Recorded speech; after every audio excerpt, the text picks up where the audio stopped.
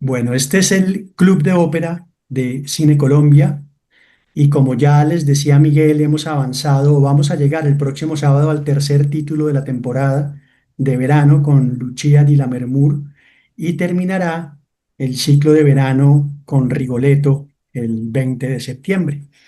Pero hoy estamos acá reunidos para hacer una introducción a Lucia di Lammermoor o simplemente Lucía de Lammermoor en español. Les recuerdo que mi nombre es Luis Carlos Aljure y este es el Club de Ópera de Cine Colombia. Como es habitual, empecemos viendo el corto promocional del montaje que veremos este sábado.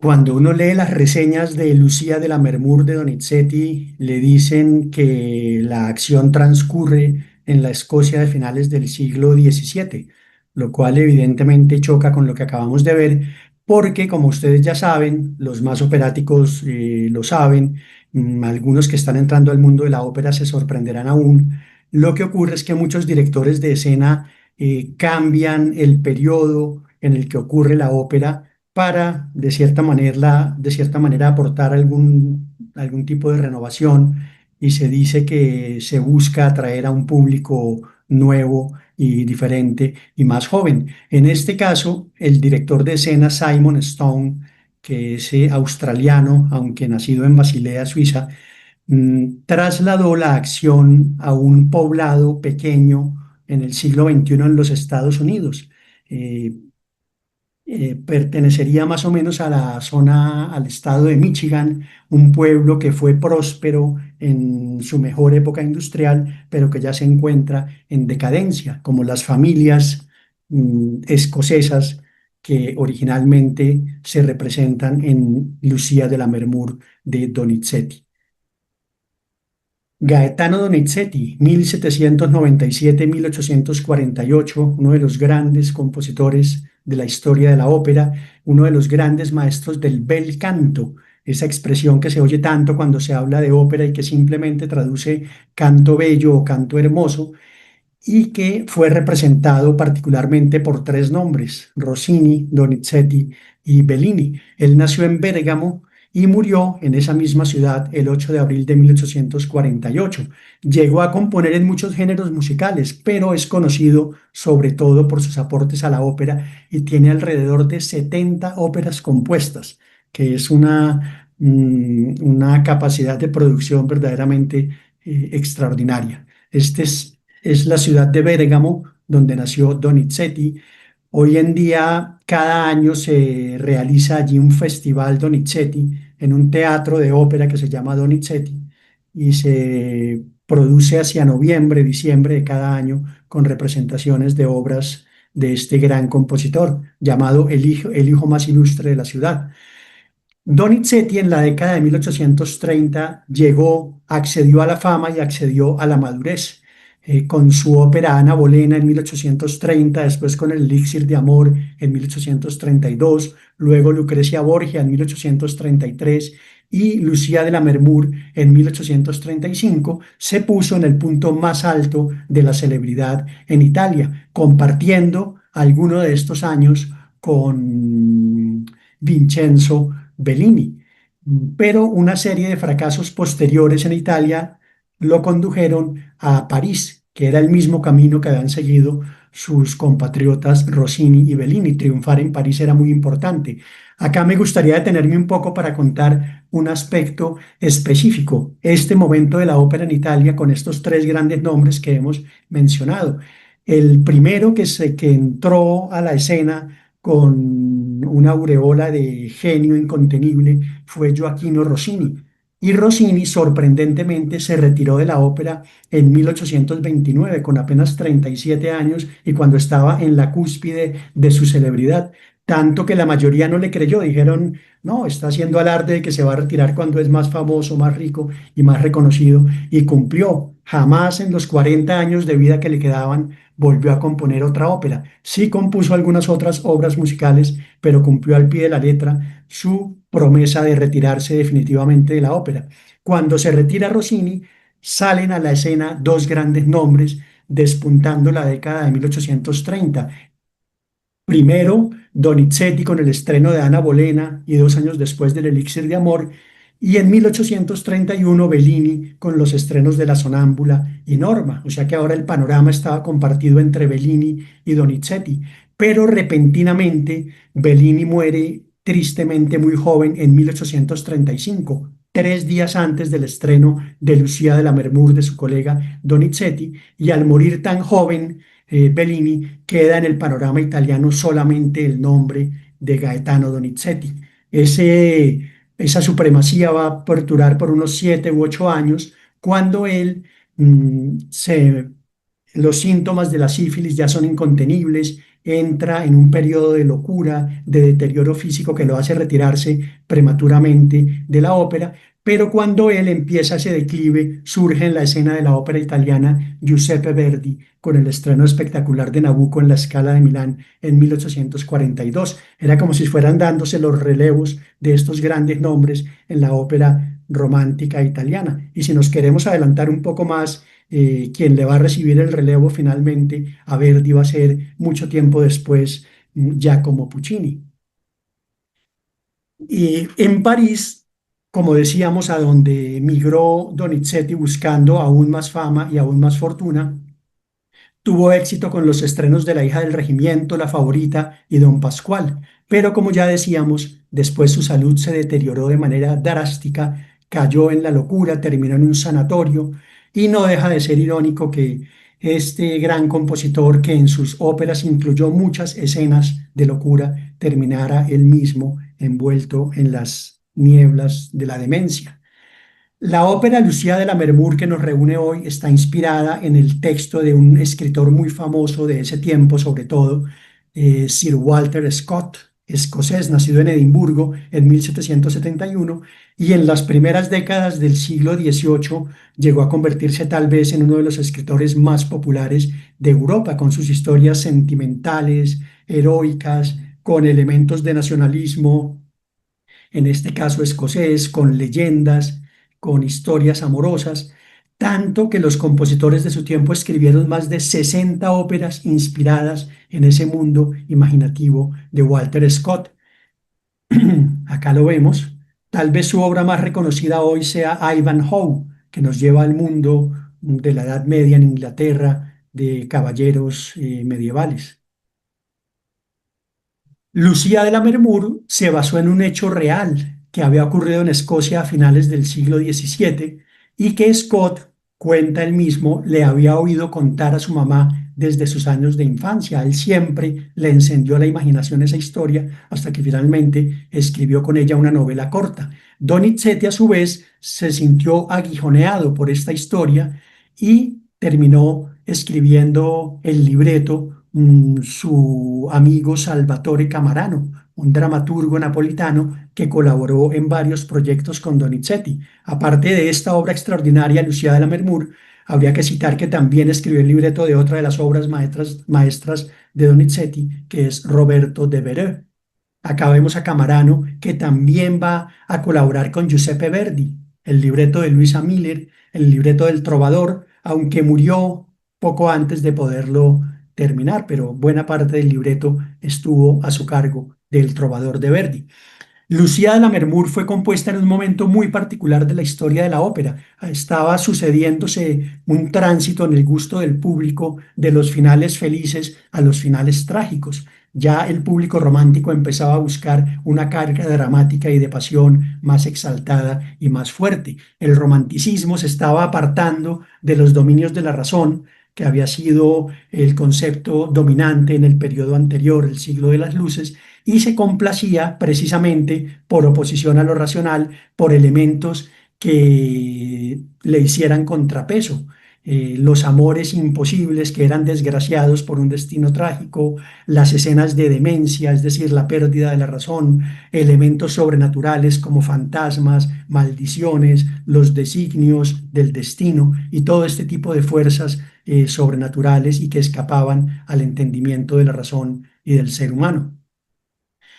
La ópera trata de un amor imposible. Habíamos dicho la vez pasada cuando hablamos de Romeo y Julieta que parecía como si en el siglo XIX el amor feliz estuviera desprestigiado. Se necesitaban historias como esta.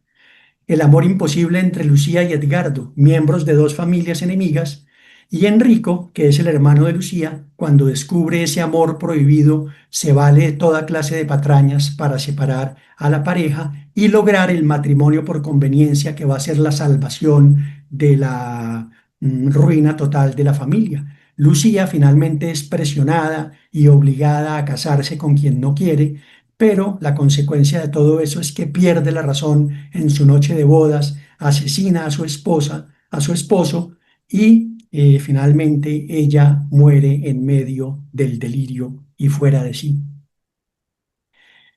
Donizetti estrenó esta ópera en Nápoles, pero no era su primera experiencia. El Teatro San Carlos de Nápoles era y sigue siendo sumamente prestigioso. Ya había estrenado el año anterior de Lucia en 1834 María Estuardo y la experiencia había sido, por decirlo menos, traumática. Estaba listo Donizetti a hacer el estreno de su ópera cuando la severa censura de Nápoles le prohibió estrenar la ópera.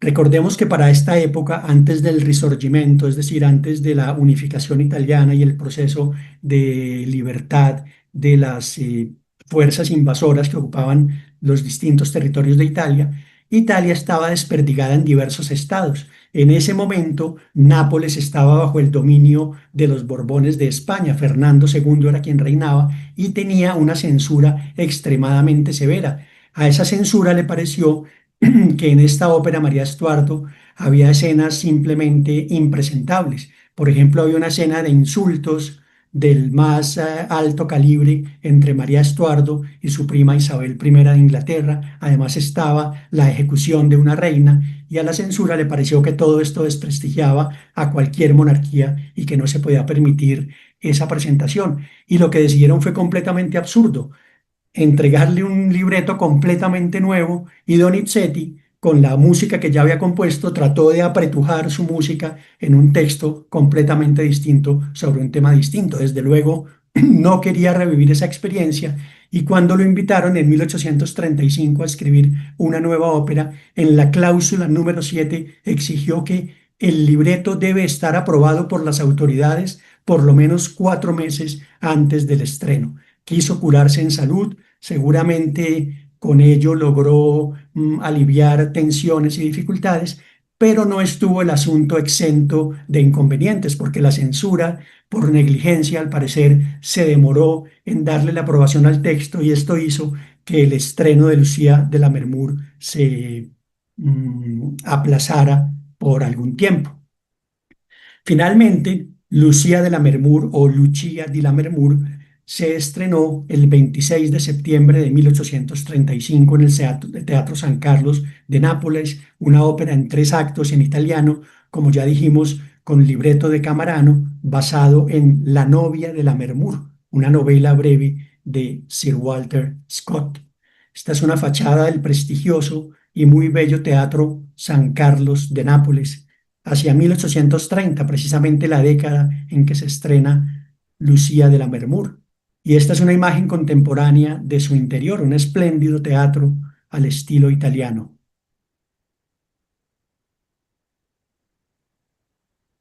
Fue muy exitosa la presentación de Lucía de la Mermur. Donizetti le reportó a su editor Giovanni Ricordi: Lucía, permítame amistosamente ser inmodesto y decir la verdad. Gustó al público y le gustó mucho, si debo creer en los aplausos y en las felicitaciones que he recibido. Cada fragmento fue escuchado en un silencio religioso, luego aclamado con bravos espontáneos. La alusión al silencio religioso en la sala es que el público de la época era tendía a ser bastante ruidoso. Hoy somos muy quisquillosos y yo creo que está muy bien con que se debe permanecer en silencio en la sala. En esa época eran mucho más relajados, la gente se paraba y volvía en medio de la función, se ponían a hablar y a hacer algunos ruidos muy inconvenientes. Acá vemos a Gaetano Donizetti más o menos para esos tiempos, retratado por Francisco Coghetti en 1837. Vamos a entrar propiamente ahora a oír algunos pasajes de la ópera con algunos comentarios y algunas muestras que presentaremos. Hay un biógrafo y estudioso de la música de Donizetti que es muy conocido que se llama William Ashbrook. William Ashbrook ha señalado el color romántico que caracteriza la orquestación de esta ópera. Comillas, el protagonismo que tienen las trompas desde el preludio al principio de la obra hasta la escena final y la participación de los solos de instrumentos de viento que se vinculan con los personajes. Hay muchos pasajes de estos que señala Ashbrook que uno va a oír en la función del sábado, en la que los personajes están acompañados por alguna melodía de un instrumento de viento de madera. Comencemos precisamente, ya que hablamos de la orquesta, oyendo el preludio orquestal y cómo desde el comienzo entra en acción y se ve el protagonismo de las trompas y de los instrumentos de viento. Vamos a hacer, como en otras ocasiones, uso de distintas versiones, de distintas puestas en escenas para mostrar distintos momentos. Están los momentos y los fragmentos que nos presta el MED, que es parte de lo que veremos este sábado, pero también usaremos puestas en escena de la misma ópera metropolitana de Nueva York de épocas anteriores, como el caso de este preludio orquestal. En este caso es Richard Boninge, el director australiano, esposo de la diva de la ópera John Sutherland.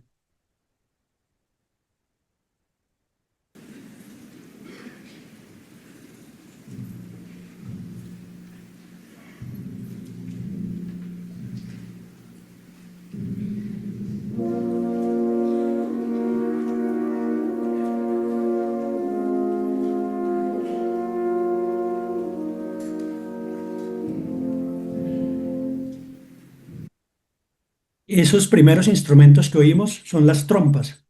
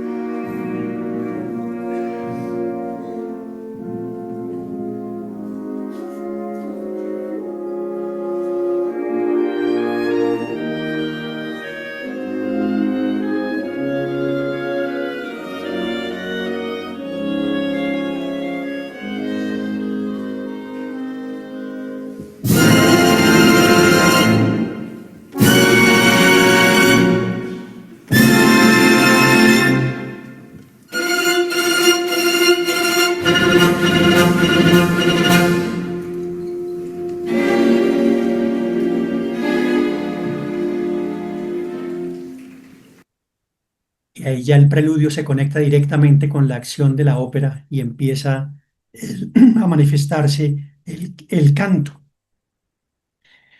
¿Qué ocurre en esta primera escena de Lucía de la Mermur? Estamos, estamos ante dos familias enemigas y ya habíamos dicho cómo Lucía se enamora precisamente de Edgardo, el miembro de la familia enemiga. Y Enrico, el hermano de Lucía, quiere oponerse de todas las formas posibles a ese amor porque en primer lugar es enemigo mortal de Edgardo y en segundo lugar la carta de salvación de la familia es lograr el matrimonio por conveniencia de Lucía con Arturo, otro noble amigo de la familia a quien Lucía desde luego no quiere y no está dispuesta en un principio a casarse con él. Entonces, en esta primera escena, ¿qué se descubre? La guardia del castillo de la Mermur, que es donde viven Enrico y Lucía, ha notado la presencia de un intruso, no saben exactamente quién es, pero el director el jefe de esa guardia, que es cercano a Enrico, le dice que tiene serias sospechas de que Lucía está manteniendo en secreto un amorío y que ese amorío muy probablemente es justamente con su enemigo Edgardo.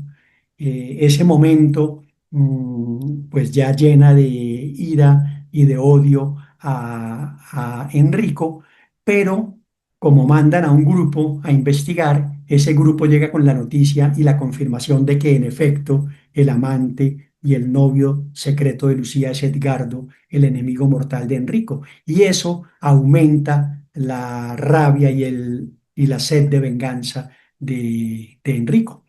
¿Qué ocurre entonces?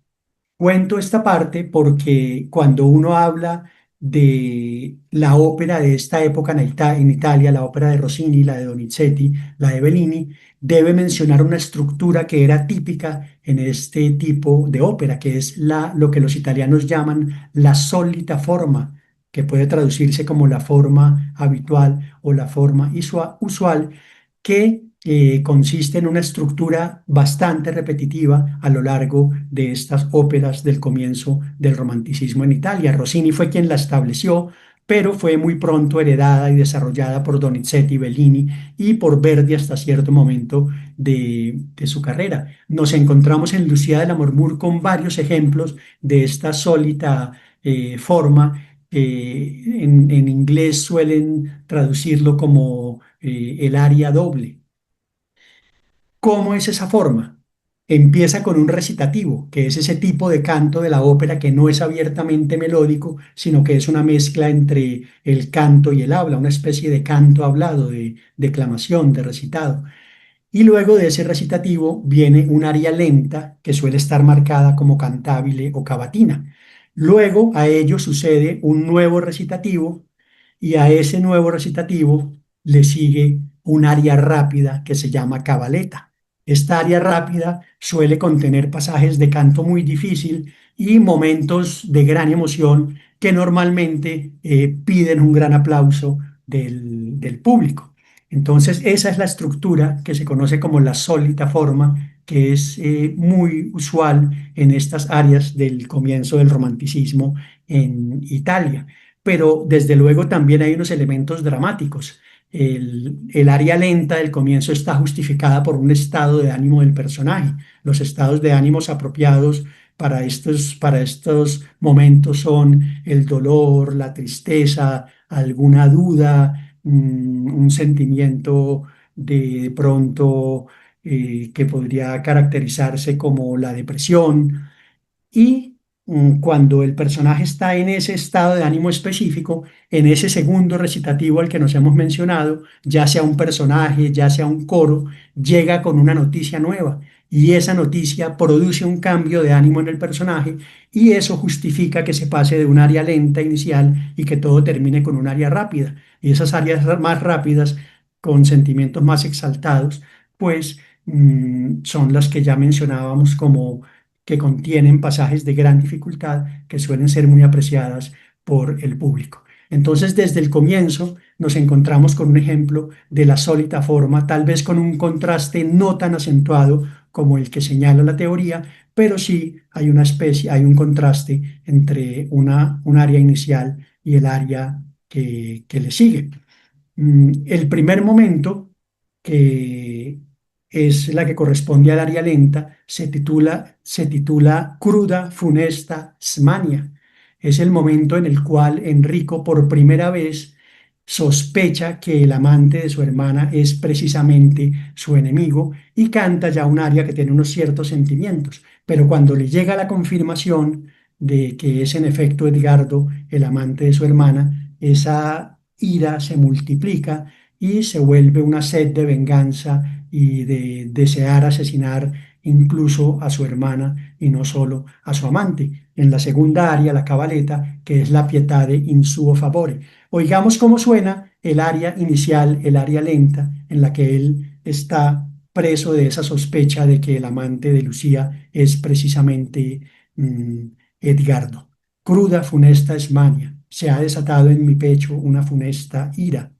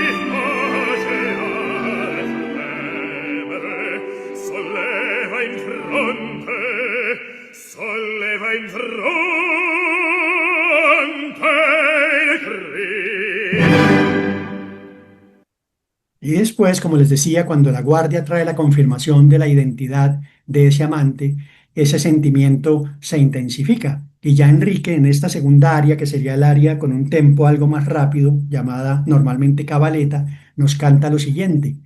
En vano tus nobles sentimientos piden piedad en su favor. ¿A quién se dirige con esta frase? A Raimondo, que es el consejero espiritual de Lucía y que le está pidiendo que se calme y que no canalice de esa manera sus sentimientos. Solo te escucharé, continúa diciéndole, si me hablas de venganza. Desdichados, mi furor sobre vosotros ruge. Apagaré con sangre la llama impía que os consume. Sí, sí, la apagaré, con sangre la apagaré. Raimundo, no, no puede. Y el coro, sí, sí la apagará. Y esto ya es parte del montaje que veremos el sábado desde el Met con esa puesta en escena, como ya dijimos, que saca los hechos de la Escocia de finales del siglo XVIII y los lleva a un pueblo decadente que tuvo esplendor industrial en los Estados Unidos del siglo XXI. In suo favore amici sensi in diretta se mi pari di vendetta so intender dico tu adorati il mio valore già su voi veramente e mi pianna che mi stuccia io con sangue spegnerò io con sangue strappiato io con sangue che fiamma che mi stuccia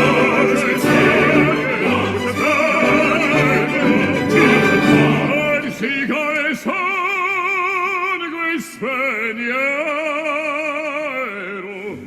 la mia fiamma che mi strocce io col sangue spegnerò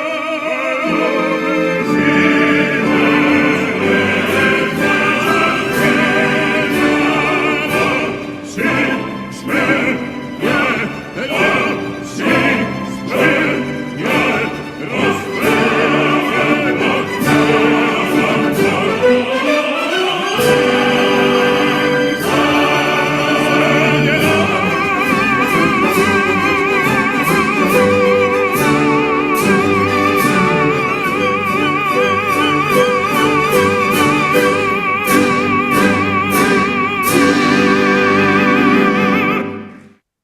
Y termina con esa impresionante aria aguda, sostenida, que este barítono polaco, Rucinski, por lo que he podido oír, la sostiene más que otros. Eso a veces queda a libertad del intérprete. Estos finales de esta sólita forma, de esta estructura típica de la ópera de comienzos del romanticismo en Italia, en la cabaleta muchas veces termina, aunque hay claramente un solista, termina con el coro uniéndose al canto de ese solista, como acabamos de verlo. Cuando se descubre este hecho, entre tanto, Lucía, en efecto, tiene una cita oculta con su enamorado Edgardo en una hora cercana a la madrugada, en un paraje del bosque no muy lejos del castillo de Lammermoor. Mm, Ella está allí acompañada por su dama de compañía, que está muy preocupada por lo que está ocurriendo, está angustiada por lo que pueda pasar si se descubre ese amor prohibido. En ese momento, Lucía empieza a hablar de unas visiones que tiene, y esto es típico del romanticismo, esos seres y hechos y fuerzas sobrenaturales que aparecen como ineluctables en la vida de los personajes. Es un fantasma que le está recordando una joven que en el pasado fue asesinada por su amante. Y en ese momento, la dama de compañía le dice que definitivamente debe abandonar a, a su enamorado, pero ella dice que por ningún motivo y que Edgardo la llena de vida y de emoción. Aquí estamos también dentro de esa misma estructura de la sólita forma. Esta correspondería al área lenta, a la cavatina o cantabile. Noten ustedes en este pasaje que vamos a alcanzar a oír un acompañamiento por un instrumento de viento de madera que es el clarinete y también unas intervenciones interesantes de la flauta. ¿Qué canta Lucía en este paisaje, en este pasaje?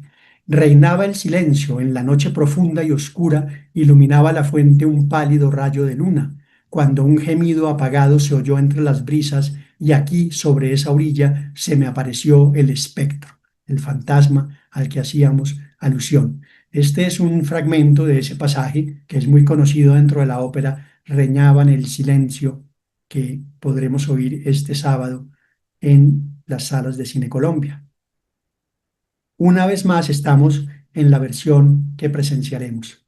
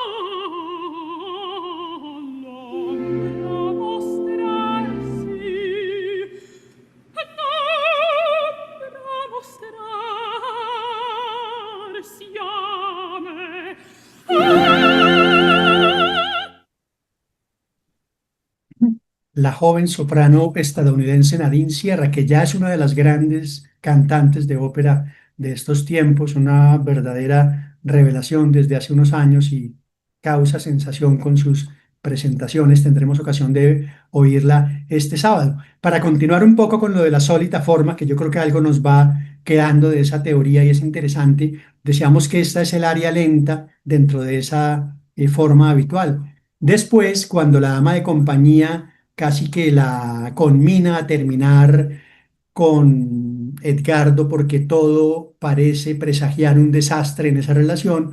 Por el contrario, ese hecho, esa frase que le dice su dama de compañía, es la que activa, cambia su emoción y termina cantando la cabaleta, un aria de gran exaltación, de sentimiento amoroso hacia Edgardo. Pero entonces, solamente para dejar constancia de que estamos en otra de esas estructuras a las que hacíamos alusión. Este movimiento, este primer acto, perdón, de Lucía de la Mermur termina con el encuentro de los enamorados. Edgardo le anuncia a Lucía que la ha citado a esa hora y en ese lugar porque tiene que irse a Francia a una misión política muy importante, pero que ellos deben irse, él debe viajar con la seguridad de que ella va a ser su prometida. Eh, Se reiteran el mutuo amor, reiteran promesas de matrimonio y, e intercambian anillos como símbolo de ese compromiso. Este dúo de amor es uno de los momentos más bellos de la ópera y además es el único momento de verdadera felicidad de la pareja a lo largo de la obra. Y aquí hay un elemento en el mundo de la ópera que yo siempre subrayo y acá lo voy a volver a comentar, y es que normalmente en estas escenas de amor, por una tradición que se remonta a la ópera veneciana del siglo XVII, una de las características es que la pareja comparte una melodía. Puede que uno la cante primero y el otro después, después pueden cantarla simultáneamente, pero todo esto como muestra de empatía, de entendimiento y del amor mutuo de los dos. El compartir una melodía musicalmente alude a ese sentimiento. Vamos a oír un pasaje de ese dúo de amor en la otra versión que estamos utilizando hoy, que es una versión anterior, que tiene una puesta en escena mucho más tradicional, con dos grandes leyendas del canto, la australiana John Sutherland y el tenor español Alfredo Kraus. Una vez más, quien dirige Richard Boninch. Richard Boninch. Spargi una mora lagrima su questo pegno, su questo pegno, su questo pegno, su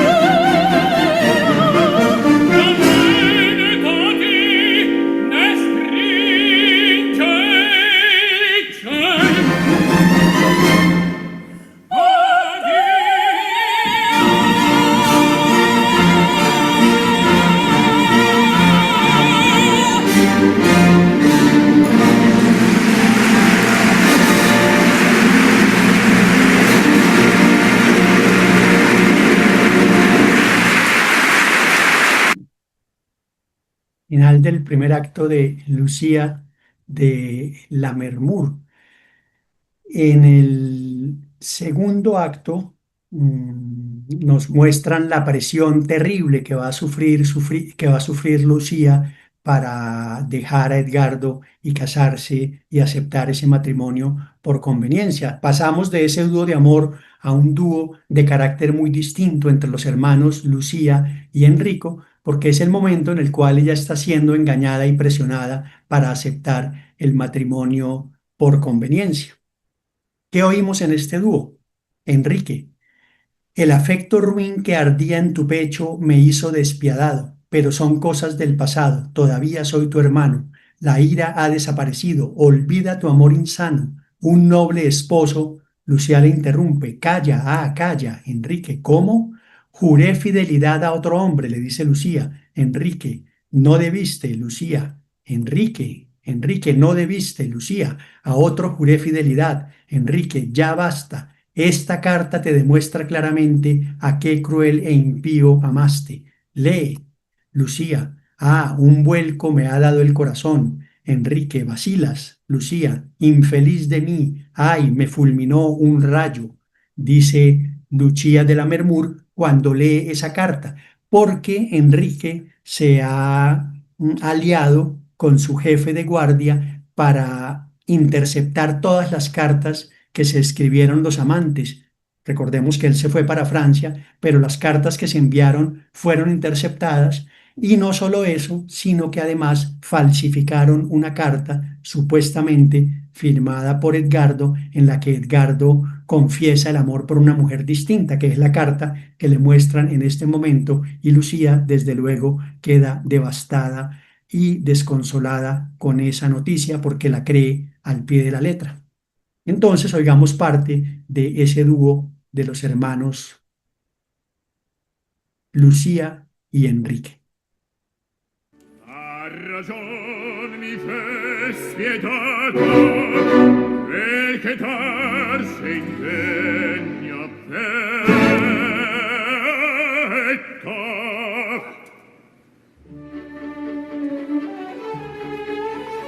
A staccio del passato, tuo fratello, tuo fratello sono ancor, spenta e l'ira del mio petto, spirito risano, spenta l'ira del mio petto, spirito risano, insano, insano, spirito insano,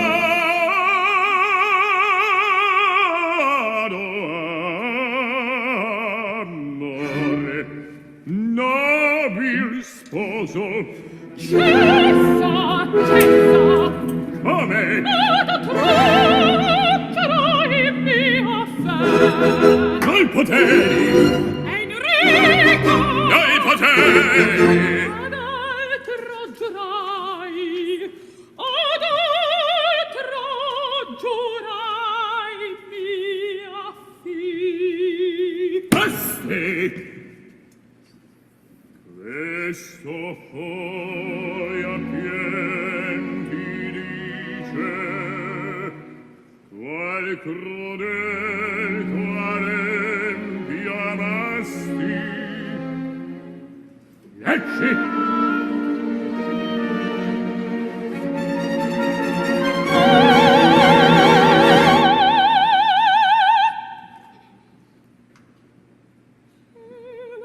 cuore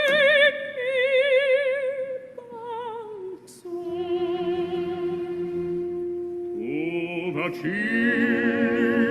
Lei felice ai la fuori piombo.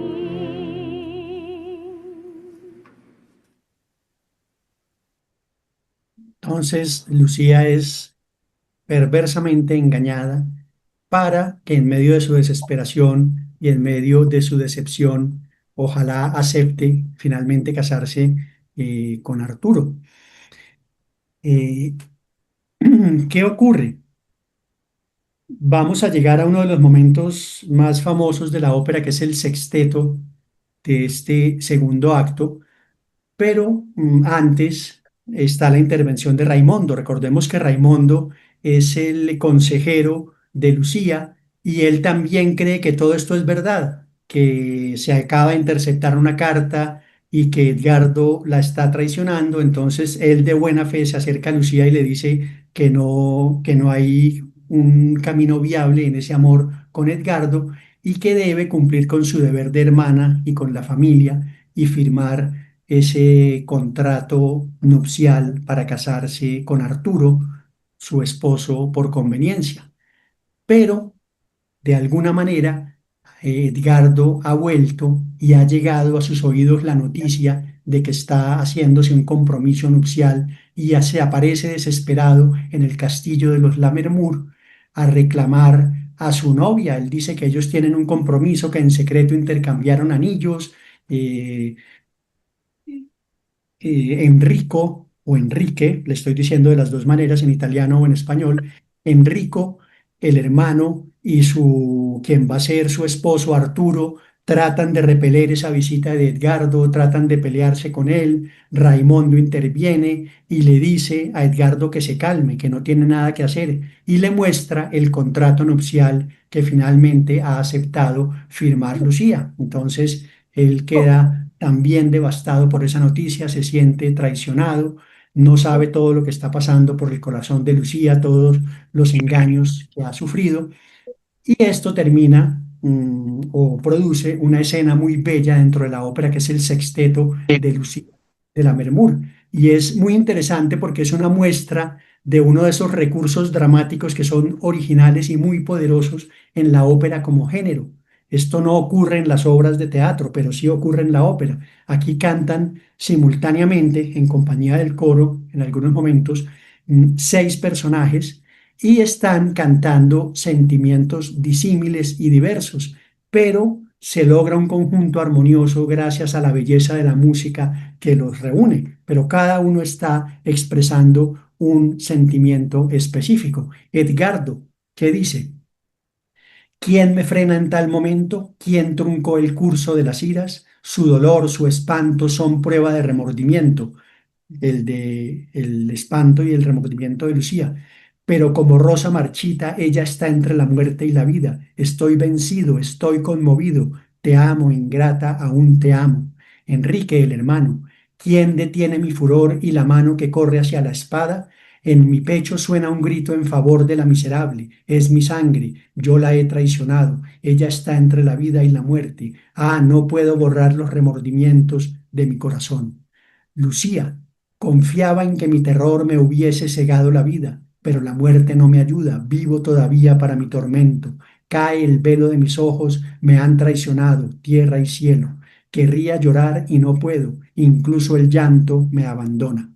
Y Raimondo, el consejero, qué momento más terrible, no puedo articular palabra, una densa nube de temor parece cubrir los rayos de sol. Ella está entre la muerte y la vida. Quien no se compadece de ella tiene en el pecho un corazón de tigre. Y los otros dos personajes que intervienen en el sexteto tienen sentimientos similares a los de Raimondo, que es el jefe de la guardia y la dama de compañía de Lucía. Oigamos este fragmento que nos facilitaron para presentarlo en esta sesión de hoy, de lo que veremos el próximo sábado en las salas de Cine Colombia.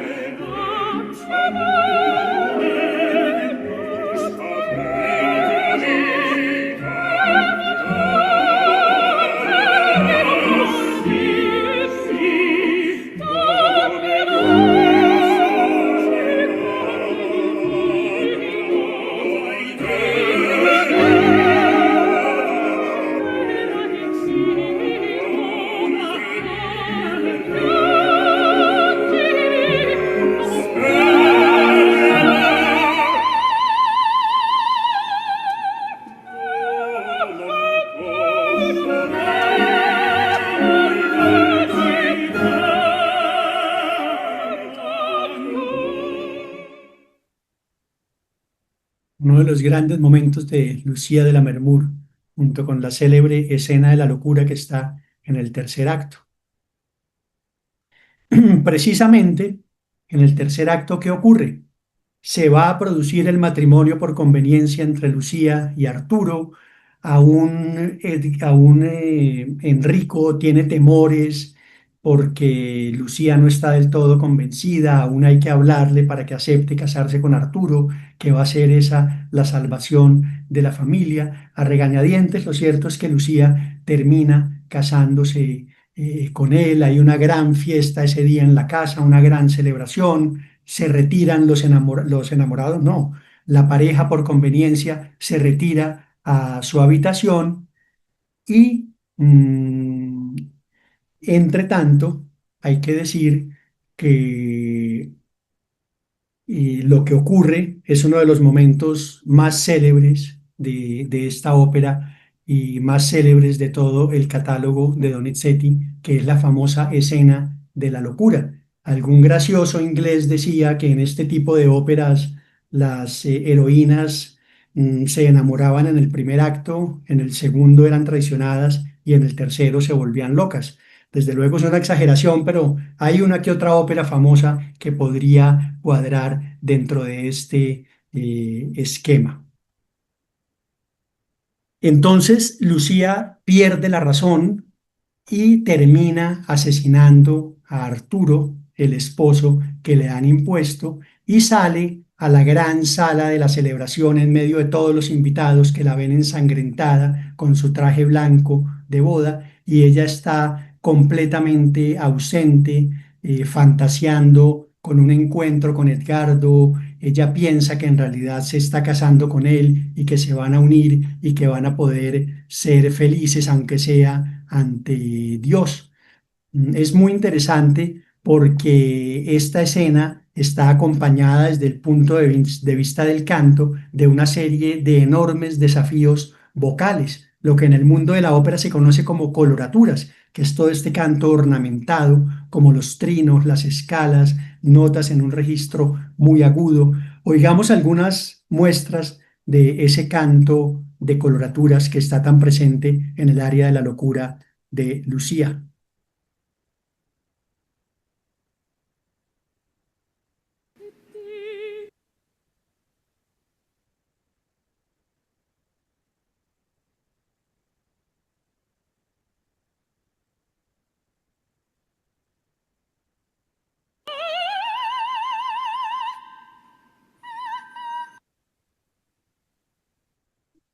Me gustaría antes decir que una de las coloraturas típicas es la escala.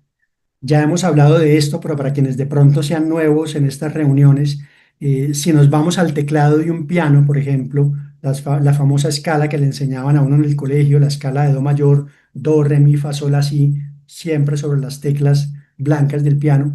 Si uno toca esas notas consecutivas, está tocando la escala y la puede tocar ascendentemente, es decir, de la nota más grave a la más aguda o de manera descendente, de la más aguda a la más grave.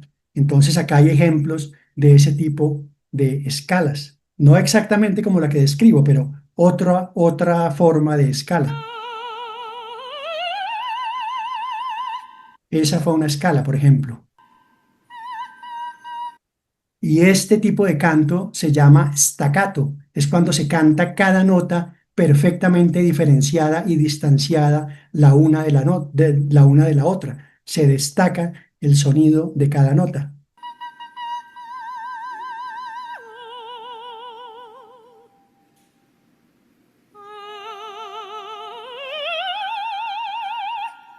Y otra escala.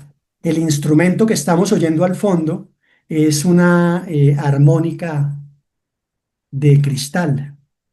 Ya hablaremos más de eso.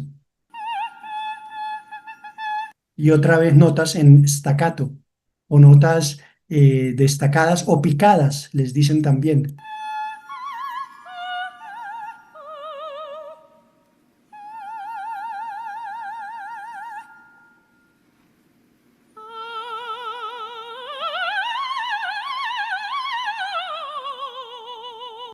Y más escalas. Entonces es un pasaje de un virtuosismo verdaderamente extraordinario. En una gran noche, una Lucía que cante este pasaje como el público espera, puede echar abajo tranquilamente el teatro. Pero es interesante porque no es solamente una pirotecnia vocal. Aquí también hay un elemento dramático que es importante tener en cuenta. Ese tipo de canto, con todos sus fuegos artificiales, refleja la mente inestable de una persona enajenada, es decir, hace alusión al estado mental del personaje. Y el propio pasaje musical, que es un pasaje extenso de unos 15 minutos, en los cuales ella está completamente fuera de sí, la música también, desde el punto de vista musical, alude a esa demencia, a esa inestabilidad, mediante cambios, por ejemplo, súbitos en la melodía, en el tiempo, en la tonalidad, que son elementos musicales que sin duda acentúan el aspecto dramático, o sea que no estamos ante un virtuosismo gratuito y per se. Hay que decir más cosas de esta escena. Donizetti originalmente dispuso que esta cadenza de Lucía debía estar acompañada por una armónica de cristal, que es un instrumento muy curioso, muy raro y prácticamente en desuso. Precisamente por esa razón, por la dificultad de encontrar el instrumento y a su intérprete, tradicionalmente se ha reemplazado la armónica de cristal por una flauta, como es el caso de esta versión de la que ya hemos oído partes, que es la versión anterior con John Sutherland, que es muy famosa en el papel de Lucía de Lammermoor. Oigamos cómo suena acompañado por la flauta.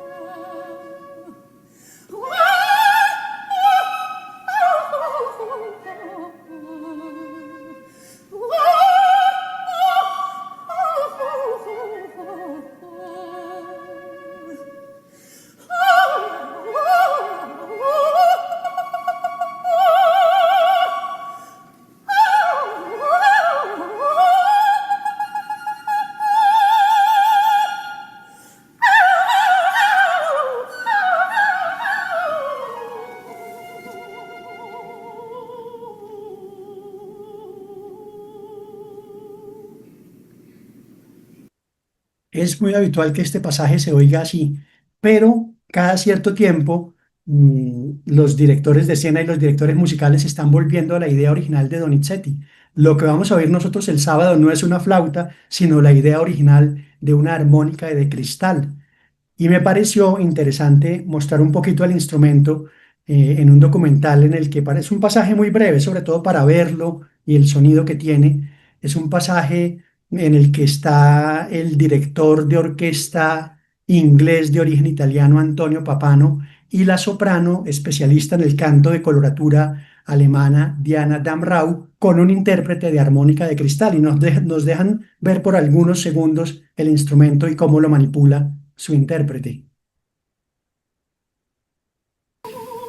To understand how Donizetti used the voice to dramatize Lucia's insanity, I'm going to work on it with the great bel canto singer Diana Damrau.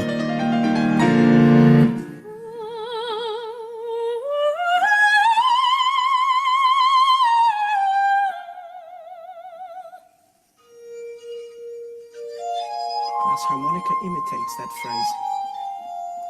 Donizetti used the eerie-sounding glass harmonica to heighten the Gothic atmosphere.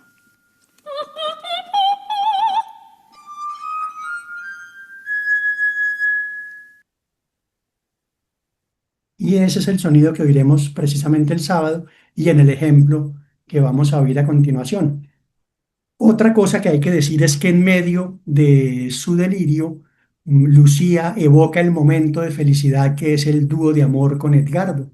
Y por eso reaparece esta melodía que ya habíamos oído al final del primer acto. Recordémosla, cuando están ellos juntos.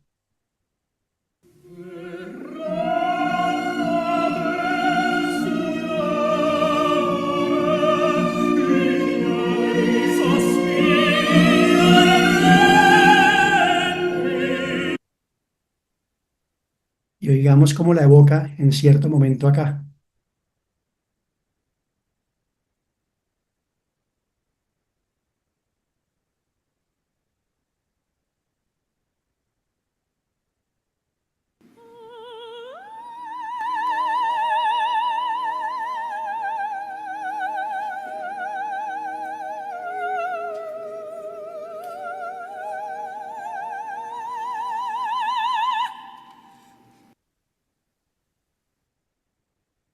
El texto de lo que vamos a oír es muy breve, porque sobre todo hay ornamentos, coloraturas.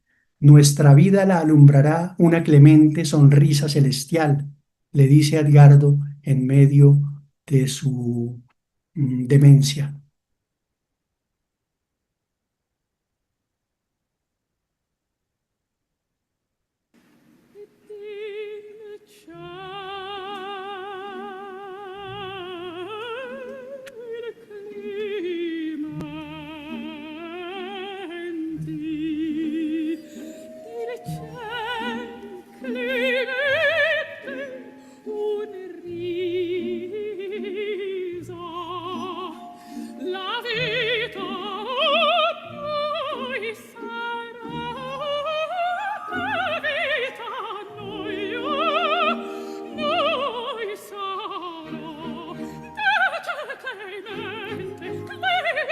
un ris, la vita a noi. A noi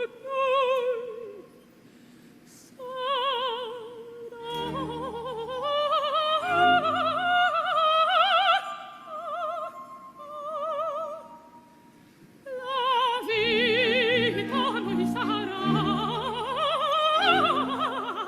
noi.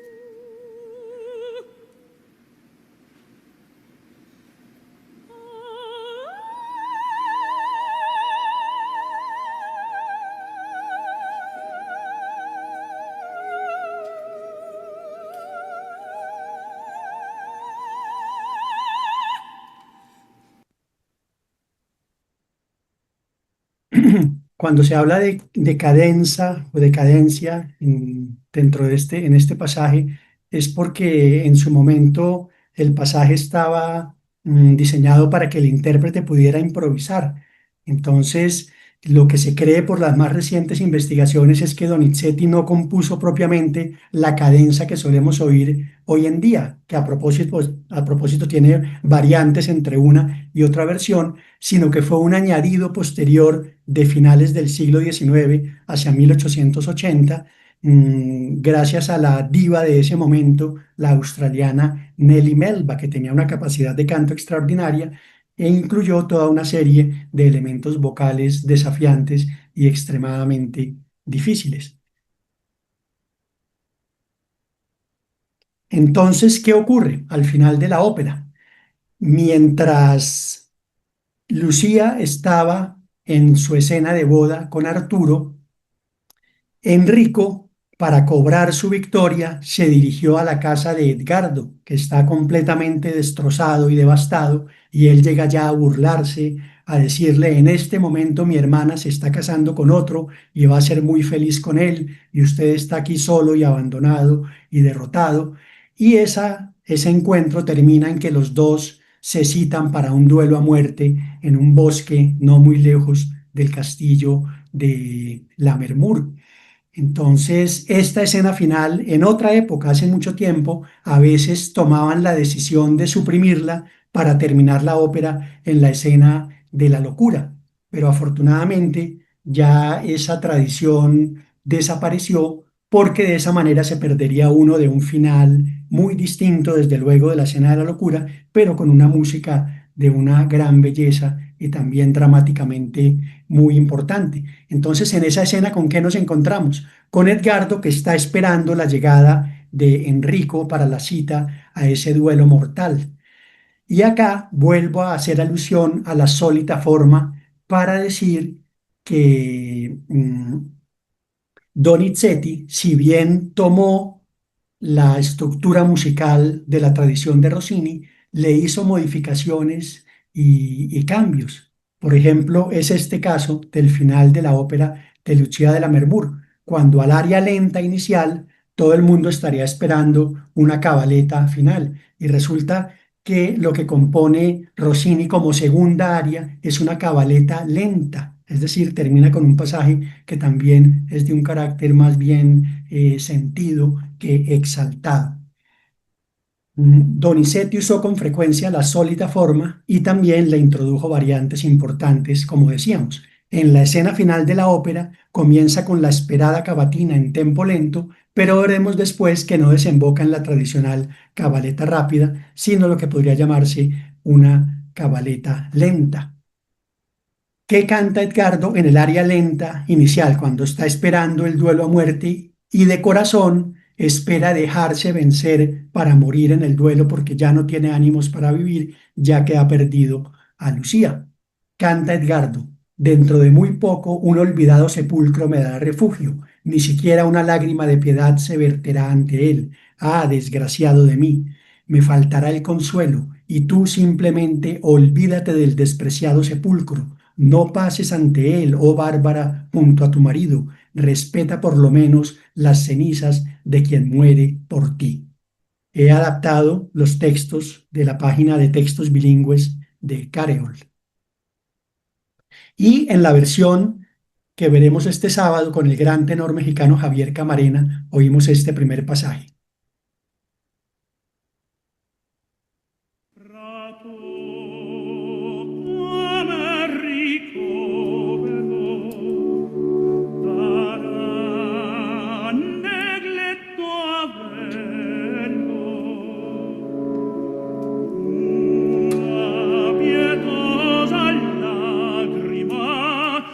Scenderà su quello a fin degli estinti ai misero manca il conforto a me tu pur dimentica quel marmo dispregiato. Ai, non passarmi, o Barbara, del tuo consorte al lato. Ah, rispetta almeno generi di chi moria per te, rispetta almeno generi di chi moria per te.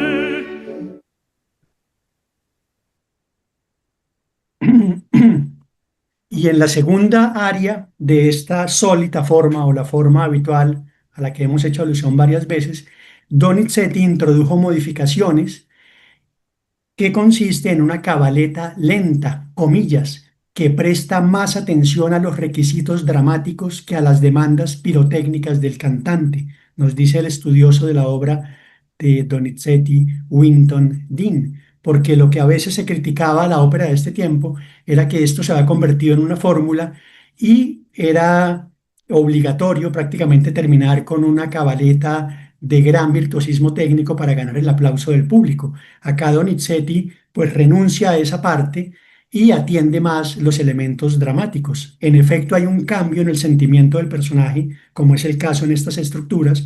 Él pasa de quererse morir porque ya no quiere vivir sin Lucía, a saber que el matrimonio de Lucía ha sido un desastre, que ella ha enloquecido y que está muriendo, pero que en sus últimos lamentos y en sus últimos delirios ha hablado permanentemente de Edgardo y del amor que siente hacia él. Y Edgardo, ante esa noticia, quiere salir corriendo al castillo de Lammermoor, pero es interrumpido por Raimondo, que ha llegado en ese momento y le dice que no, que ella ya no está moribunda y que ha muerto. Entonces, esta aria la canta ya él con el sentimiento y el conocimiento de que el gran amor de su vida perdió la vida y que él no quiere vivir.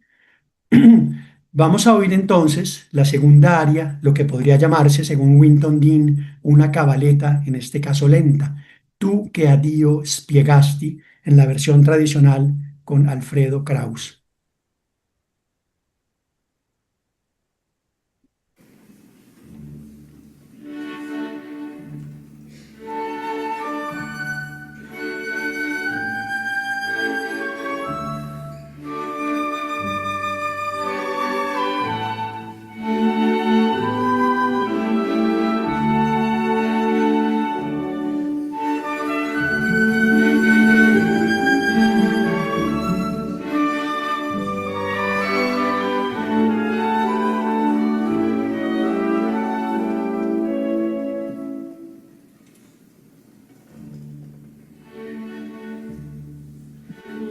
che a Dio spiegasti l'ori, oh bell'alma innamorata, ti rivolgi a me placata, teco ascenda il tuo fedele. Ah, Selina dei mortali, feci a noi sì cruda guerra, se divisi uno in terra ne congiunga il nome in ciel. Oh bell'alma innamorata, ne congiunga il nome in ciel. Oh bell'alma innamorata, ne congiunga il nome in ciel.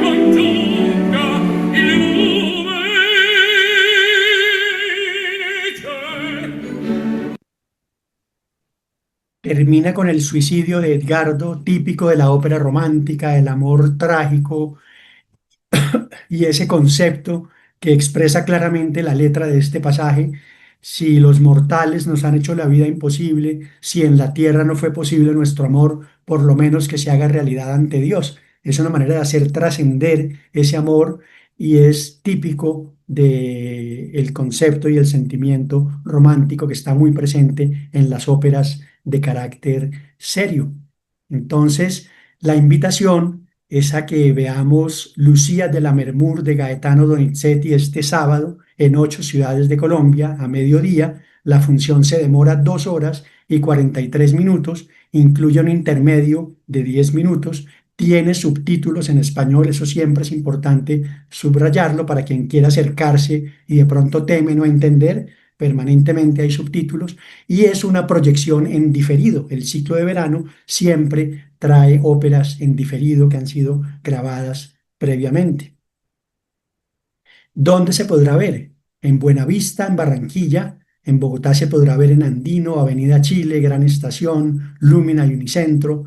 En Bucaramanga se podrá ver en Cacique, en Cali, en Chipichape y Unicentro, en Cartagena, en Boca Grande, en Chía, en Centro Chía, en Manizales, en Fundadores, en Medellín, en Santa Fe y Viva, en Envigado. Recordemos el elenco: el director italiano Riccardo Frizza, director musical, el director escénico australiano Simon Stone, la gran soprano estadounidense Nadine Sierra, que tiene múltiples raíces. Una de ellas es una raíz puertorriqueña, el tenor mexicano Javier Camarena, el barítono polaco Artur Rucinski y el bajo barítono estadounidense Christian Van Horn. Algunas imágenes de esta puesta en escena que saca la obra del siglo XVII y la trae al siglo XXI. De hecho, la escena de la locura termina encima de esa camioneta que estamos viendo acá.